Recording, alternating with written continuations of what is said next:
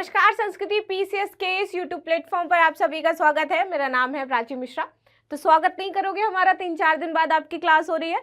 तो आज मिलेंगे हम बहुत ही इंपॉर्टेंट टॉपिक के साथ। इंपॉर्टेंट है आपके, चाहे वो एग्रीकल्चर से रिलेटेड हो, चाहे वो आप देखोगे कि डिफेंस से रिलेटेड हो, तो इंपॉर्टेंट टॉपिक है। सारा हम एंड तक वीडियो देखेंगे और 2 इंपॉर्टेंट डेज के बारे में आज हम डिस्कस करेंगे। बात करेंगे हम ट्राइकोडर्मा एस्पेरेलम। ये क्या है? ये आपका ट्राइकोडर्मा एस्पेरेलम, ठीक है। बेसिकली ये क्या होता है? एक बीमारी है, रोग है जो पौधों में लगता है, ठीक है। फंगस लग जाती है, आपके किसान जो खेती करते हैं उनमें फंगस लग जाती है, पूरी फसल खराब हो जाती है। तो इसी से बचने के लिए इसका निर्माण किया गया है, ताकि किसानों की फसल खराब ना हो, किसानों की मेहनत खराब ना हो, इसको लेकर के इसको विकसित किया गया है। अब बात कर लेते हैं इसके स्पेसिफिकेशन की, यानी कि इंपॉर्टेंट चीजें इसमें क्या क्या शामिल है और कैसे ये कार्य करेगा। सबसे पहले बात करेंगे चर्चा में क्यों है। तो पंजाब कृषि विश्वविद्यालय के शोधकर्ताओं ने बासमती चावल में, तो बेसिकली किसमें होता है? ये आपका चावल में होता है। तो बासमती चावल में होने वाले फुट रोग है, उससे निपटने के लिए जैव नियंत्रण एजेंट ट्राइकोडर्मा एस्पेरेलम विकसित किया है, ठीक है। आगे बात कर लेते हैं इस ट्राइकोडर्मा के बारे में। देखिए, ये एक क्या है? जैव नियंत्रक कवक है। इतना हमें पता चल गया कि कैसा है, जैव नियंत्रक कवक है। ये आपकी फसल को पूरी तरीके से नियंत्रित कर सकता है और जितने भी कीट या फिर इस तरीके के फंगस लगते हैं उससे आपकी सहायता प्रदान करेगा। आगे बात करें, यह मृदा में व्यापक रूप से वितरित होता है और इसको किस में मिला दिया जाता है? मिट्टी में मिला दिया जाता है। अभी कुछ दिन पहले मैंने आपका एक लेक्चर लिया था कार्बन फार्मिंग से रिलेटेड। कार्बन फार्मिंग क्या होती है? जब भी हम कोई भी मिट्टी आप देख लो जाकर के, उसमें ऑलरेडी क्या है? कार्बन मौजूद होती है उस मिट्टी में पहले से ही। लेकिन धीरे धीरे कार्बन की मात्रा कैसे कम होती जाती है? जब हम अनदर आप देखोगे यूरिया, डीएपी जैसे खादों का प्रयोग करते हैं, तब उसकी कार्बन की जो मात्रा है और इस प्रकार के रासायनिक उर्वरक डालते हैं तो धीरे धीरे कम हो जाती है। एंड देन फिर हम ये इन रासायनिक उर्वरकों का प्रयोग करते हैं ताकि हमारी खेती अच्छी हो। साथ ही साथ हम कीटनाशक जो दवाइयाँ उनका प्रयोग करते हैं ताकि उसमें कीड़े ना लगे। तो मिट्टी पर आप जितना ज्यादा खेती करोगे, आप देखोगे कि इसकी उर्वरक क्षमता धीरे धीरे कम होती जाएगी। तो इसी पर बताया गया था जो कार्बन फार्मिंग है, उससे हम जितना भी कार्बन है वायुमंडल में उसको अवशोषित करवा सकते हैं मिट्टी में, जिससे क्या होगा कि हमारा जो आप देखोगे बैलेंस अप्रोच है इन्वायरमेंट को लेकर के, जो इन्वायरमेंट में आपका CO2 है वो बेसिकली मिट्टी में आ जाएगा, जिससे हमारी जो मृदा की आवश्यकता होती है वो पूरी हो जाएगी और हमारी फार्मिंग भी अच्छी होगी, खेती भी हमारी अच्छी होगी, ठीक है। तो ये ना कार्बन से रिलेटेड। आगे बात करें, इसका उपयोग पौधों की बीमारी नियंत्रण के लिए किया जाता है। यह उच्च तापमान एवं उच्च लवणता के प्रति प्रतिरोधी होता है और कई तरीकों से जो रोगजनक बैक्टीरिया हैं इनके विकास को रोक देता है, यानी कि उनको प्रतिरोध कर देता है। इससे फसल खराब नहीं होती है। यह पारंपरिक कीटनाशकों के विकल्प में पर्यावरण को हानि नहीं पहुंचाने वाला है, यानी कि जितने अदर आप देख रहे हो यूरिया, डीएपी और जो आप दवाइयां छिड़कते हो वो ज्यादा हानिकारक है पर्यावरण को लेकर के। ये उसमें थोड़ा सा कम है, कम मात्रा में ये क्या करता है? पर्यावरण को प्रभावित करता है, ठीक है। आगे बात कर लेते हैं फुट, ये जो रॉट रोग है ये क्या होता है? तो ये फफूंद लग जाती है, फंगस लग जाती है, बेसिकली उसी को हम कहते हैं फफूंद जनित बीमारी। इसी को इंग्लिश में हम क्या कहते हैं? फुट रॉट कहते हैं। यह बासमती चावल की फसल को विशेष रूप से अंकुरण अवस्था से प्रभावित करती है। यह संक्रमण पौधों की जड़ के माध्यम से फैलते हुए तने के आकार तक पहुंच जाता है, ठीक। चलिए, ये तो था इसके बारे में। अब बात करेंगे हम चुनावों में जो फॉर्म 17C होता है इसके बारे में। देखिए, जब भी चुनाव होते हैं ना, आप कहते हो कि अगर कोई गवर्नमेंट जॉब में है आपके घर में, तो आप इस टाइम ना चुनाव की ड्यूटीज लगने लगेंगी कि जहां पर भी चुनाव हो रहे होंगे वहां पर बैठना पड़ेगा, कुछ रजिस्टर्स मेंटेन करने पड़ेंगे, देखना पड़ेगा, व्यवस्था में सहयोग दिलाना पड़ेगा, ऐसे ही होता है। तो जब भी मतदाता वहां पर केंद्र पे जाते हैं तो 2 तरीके के फॉर्म आपके वहां पर आपको दिखाई देंगे। एक होता है आपका 17A करके और दूसरा होता है आपका 17C करके। 2 रजिस्टर होंगे, 2 फॉर्म होंगे, जहां पर क्या एंट्री करवाई जाती है, उनकी लिखा जाता है कि कितने लोग आए हैं, कितने लोगों ने मतदान नहीं दिया है, उनको कोई भी काबिल नहीं लगा, उन्होंने किसी को मतदान नहीं दिया, नोटा पे दबाया है। कितने लोग थे जिनको उनका जो वोटर आईडी है वो नहीं मिला, इस वजह से नहीं दे पाए। कितने लोग हैं जिन्होंने अपने मन से वोट नहीं डाले हैं, कौन है जो हस्ताक्षर करके गया है वोट डाले। तो इस तरीके से रजिस्टर मेंटेन करना, एक तरीके से जैसे आप देखते हो ना स्कूल में प्रेजेंट लगाई जाती है वैसा रजिस्टर होता है। तो वही है, लोकसभा चुनाव के दौरान मतदान प्रतिशत संबंधी मुद्दे सामने आने के बाद फॉर्म 17C चर्चा में है। प्रत्येक मतदान केंद्र पर होने वाले मतदान का अंतिम जो डेटा है उम्मीदवारों का और पोलिंग एजेंटों का, वो फॉर्म 17C द्वारा साझा किया जाता है। और ये बहुत ही ज्यादा महत्वपूर्ण हो जाता है फॉर्म सी, क्योंकि ये पूरा डेटा देता है कि उस पोल पर कितने लोग आए हैं, कितने लोग नहीं आए हैं, कितने लोगों ने नोटा दबाया है, कितने लोगों ने कहां पर वोट दिए हैं। तो इस अगर दृष्टि से हम देखें तो ये 17C है, ये बहुत ही ज्यादा महत्वपूर्ण है। अभी आपने एक न्यूज सुनी होगी जहां पर एक जगह मतदान हो रहे थे और सामने देखा गया कि उस जो ईवीएम मशीन है उसके साथ कुछ छेड़छाड़ की जा रही थी, वोटों को लेकर के प्रॉब्लम हो गई थी। उसी के बाद ये आपका जो 17C फॉर्म है वो चर्चा में आया था। चुनाव संचालन नियम 1961 के अनुसार 2 फॉर्म में निर्वाचकों एवं मतदाताओं की संख्या का डेटा होता है। ठीक है, एक फॉर्म 17A जिसकी मैंने बात करी और 17C।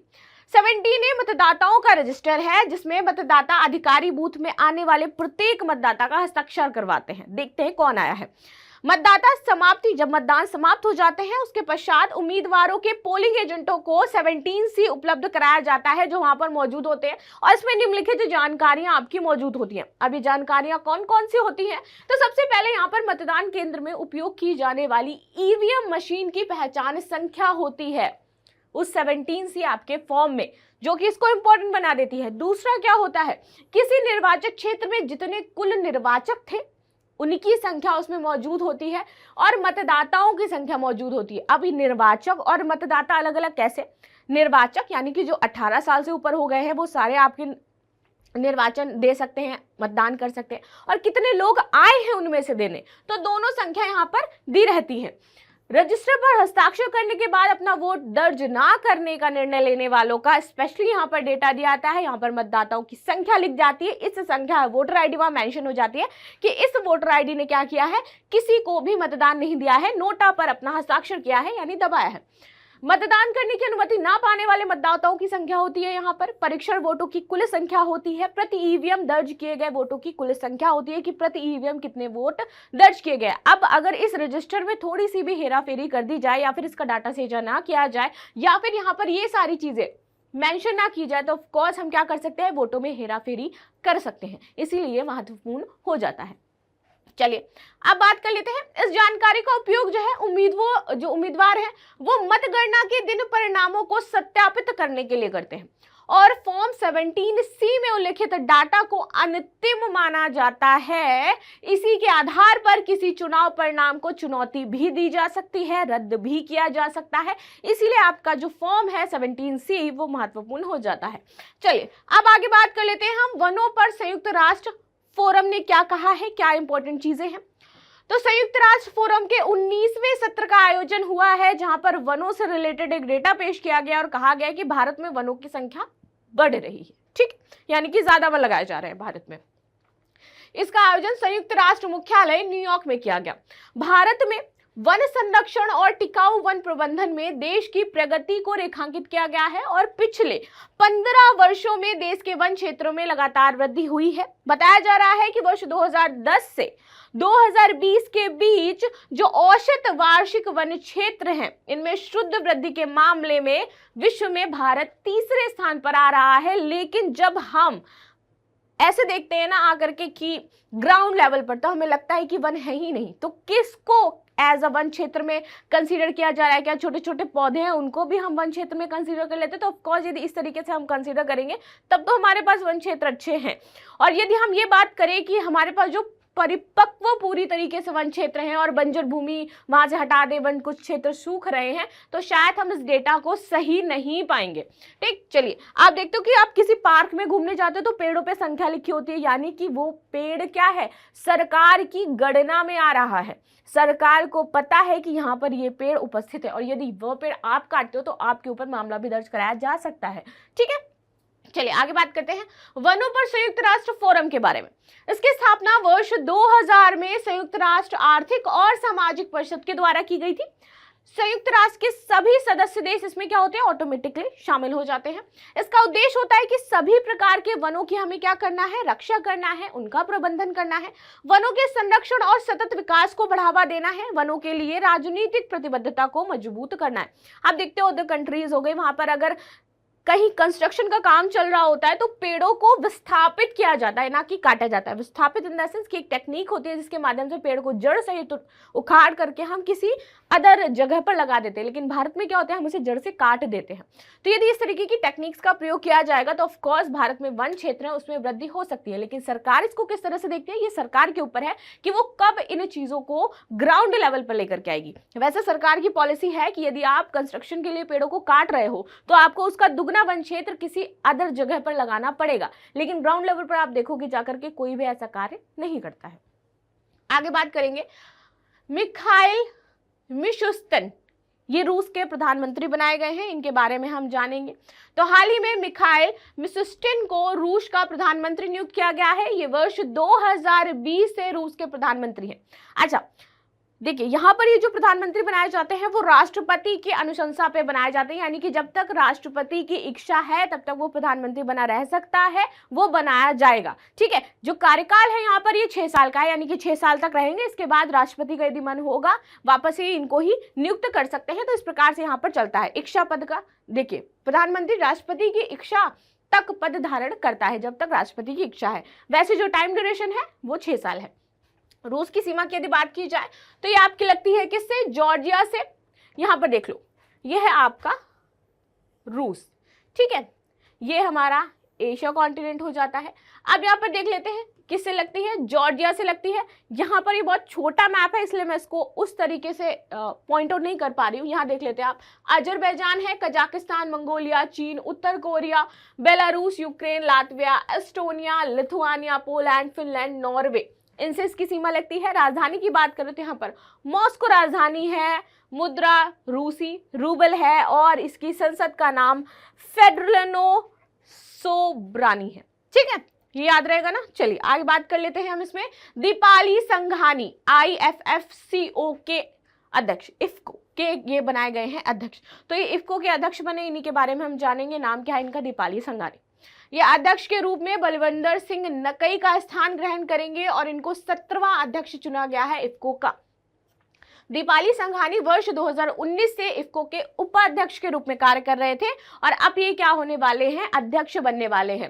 ठीक है, भारतीय किसान उर्वरक सहकारी इफ्को की यदि बात की जाए तो ये भारत की सबसे बड़ी सहकारी समितियों में से एक हो जाती है, इंपॉर्टेंट हो जाती है। स्थापना 1967 में की गई थी। मुख्यालय की बात करें तो नई दिल्ली में इसका मुख्यालय स्थित है। अच्छा, क्या कार्य करती है, तो उर्वरकों का सतत उत्पादन और उसके निर्माण से संबंधित उसकी टेस्टिंग करना, कैसे कार्य कर रहा है, इन सारी चीजों को देखना। देश भर में किसानों को शीघ्रता और कुशलता के साथ उच्च गुणवत्ता वाली जो खाद है, उर्वरक है, उसको वितरित करना, ये इसका कार्य होता है। आगे अंतरराष्ट्रीय नर्स दिवस 2024 के बारे में बात करेंगे। कल था इंटरनेशनल मदर्स डे, तो सभी मदर्स को मेरी तरफ से बिलेटेड इंटरनेशनल मदर्स डे, क्योंकि कल संडे था। ठीक है, तो चलिए अब बात करते हैं। प्रत्येक 12 मई को प्रत्येक वर्ष अंतरराष्ट्रीय नर्स दिवस के रूप में मनाया जाता है। कारण क्या है, फ्लोरेंस नाइटिंगेल का आपने नाम सुना होगा। ठीक है, तो इनका जो सामाजिक उद्देश्य है बेसिकली कि समाज और स्वास्थ्य क्षेत्र में नर्सों के योगदान को याद रखना है। नर्सिंग में प्रोफेशन, जो नर्सिंग का प्रोफेशन है उसको बढ़ावा देना है, ज़्यादा से ज़्यादा लोग नर्सिंग के प्रोफेशन में आए। 1974 में इंटरनेशनल काउंसिल ऑफ नर्सेज द्वारा इसे मनाने की घोषणा की गई थी। इसके लिए 12 मई को इसलिए चुना गया क्योंकि नर्सिंग की जन्मदाता फ्लोरेंस नाइटिंगेल का जन्म हुआ था और 1820 में 12 मई को हुआ था। इसी वजह से हम 12 मई को ये सेलिब्रेट करते हैं। अंतर्राष्ट्रीय नर्स दिवस की जो थीम थी इस बार की, हमारी नर्सें हमारा भविष्य, देखभाल की आर्थिक शक्ति है, ये हमारी इस बार की थीम थी। बात कर लेते हैं लास्ट में क्वेश्चन की एज इट इज। तो क्वेश्चन का आंसर आप सभी कमेंट में जरूर दीजिएगा। सबसे पहले बात करते हैं, निम्नलिखित देशों में से किस देश की सीमा रूस से नहीं लगती है। इस टाइप के क्वेश्चन एक्चुअली आपके पूछे जाते हैं। जॉर्जिया, लातविया, एस्टोनिया या फिर सर्बिया। हाँ, एक और चीज मैं करेक्ट करना चाहूंगी। उस दिन मैंने बोला था कि लगभग 10 नवंबर तक आपका आरओ का एग्जाम हो सकता है। मैंने एग्जैक्ट डेट नहीं बताई थी, तो उस एग्जैक्ट डेट पर मत जाना। ये ऐसा अनुमानित है कि 10 नवंबर को आपका आरओ का एग्जाम होगा। बाकी आप सबकी तैयारी कैसी चल रही है आरओ को लेकर के, क्या चीज़ें हैं जो आपकी पेंडिंग रह गई हैं, क्या चीज़ें हैं जो मैं आपकी रिवाइज करवा सकती हूँ करंट अफेयर से रिलेटेड, तो वो मुझे कमेंट में ज़रूर बता देना, क्योंकि जैसे ही आपका एग्जाम आएगा मैं करंट अफेयर का जो 1 साल का, क्योंकि कई बार बच्चे मुझे FB पर, इंस्टा पर मैसेज करते हैं कि मैम आपका जो करंट अफेयर वाला सेगमेंट हमें 1 साल की करंट नहीं मिल रही, तो आप उसको एक साथ कंप्लीट करवा दीजिए, 1 साल की करंट। तो उसको मैं एक साथ में, बहुत लंबा वीडियो हो जाएगा, आप लोग भी शायद उस तरीके से नहीं देखो, तो मैं पार्ट्स में उसको ज़रूर कवर करवा दूंगी। तो आप सभी अपनी राय दो कि क्या मुझे एक साथ बनाना चाहिए, पार्ट्स में बनाना चाहिए, आपकी तैयारी कैसी चल रही है, और आपको क्या लगता है कि आरओ का एग्जाम कब तक होगा। मैंने संभावित डेट आपको 10 नवंबर बताई थी, साथ में आंसर जरूर देना। ठीक है, मिलते हैं नेक्स्ट क्लास में, तब तक के लिए धन्यवाद। लाइक शेयर सब्सक्राइब करना बिल्कुल भी ना भूलें।